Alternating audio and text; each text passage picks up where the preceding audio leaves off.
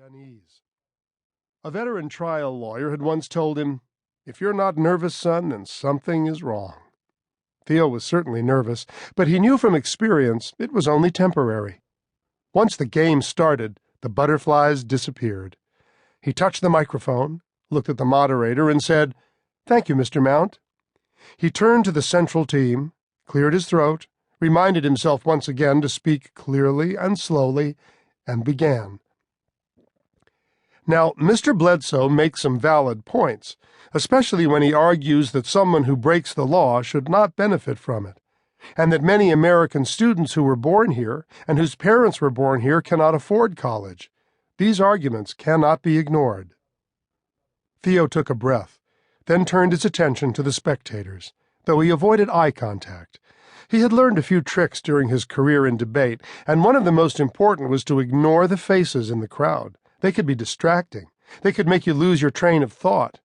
Instead, Theo looked at objects when he spoke: an empty seat on the right side, a clock in the back of the room, a window on the left side, and as he spoke he continually shifted his gaze from one to the other. This gave the clear impression that Theo was tuned into the crowd, looking earnestly, communicating. It made him seem comfortable at the podium, something the judges always liked. He continued. However, children of undocumented workers, we used to call them illegal immigrants, have no choice where they are born, nor can they choose where they live. Their parents made the decision to enter illegally the United States, and they did so primarily because they were hungry and looking for a job. It's not fair to punish the children for what their parents did. We have students in this school and at Central and at every school in this district who are not supposed to be here because their parents broke the law. But we admit them, accept them, and our system educates them. In many cases, they are our friends. The issue was red hot. There was a noisy movement sweeping across the state to prohibit the children of undocumented workers from enrolling in public colleges.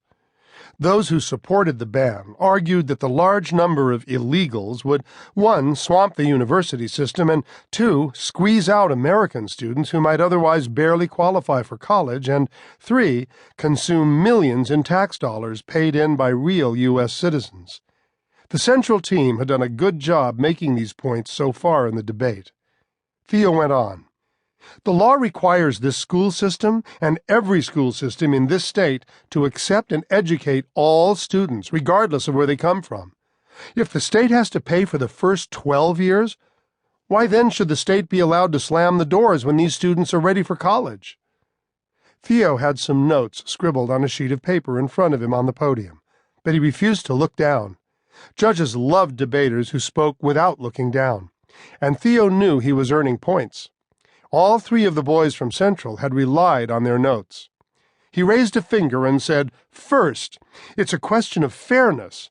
All of us have been told by our parents that they expect us to go to college. It's part of the American dream.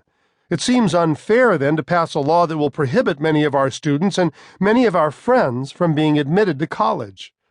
He raised another finger. "Second, competition is always good. Mr. Bledsoe takes the position that U.S. citizens should be given priority in college admissions because their parents were here first, even though some of these students are not as qualified as the children of undocumented workers.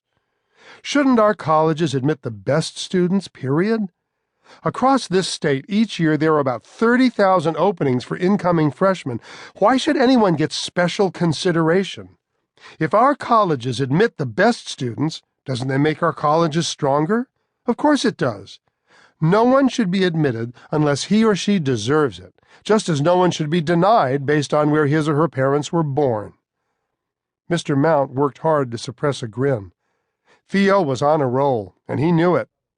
He managed to add just a trace of anger to his voice. Nothing too dramatic, but the right touch that conveyed the message, "This is so obvious, how can anyone argue with me?" Mr. Mount had seen this before. Theo was moving in for the kill. The 3rd finger was thrust into the air as Theo said, "The final point is this." He paused and took a breath and looked around the auditorium as though his final point, whatever it might be, was going to be so true and so clear that no one in the room could have any doubt. There are many studies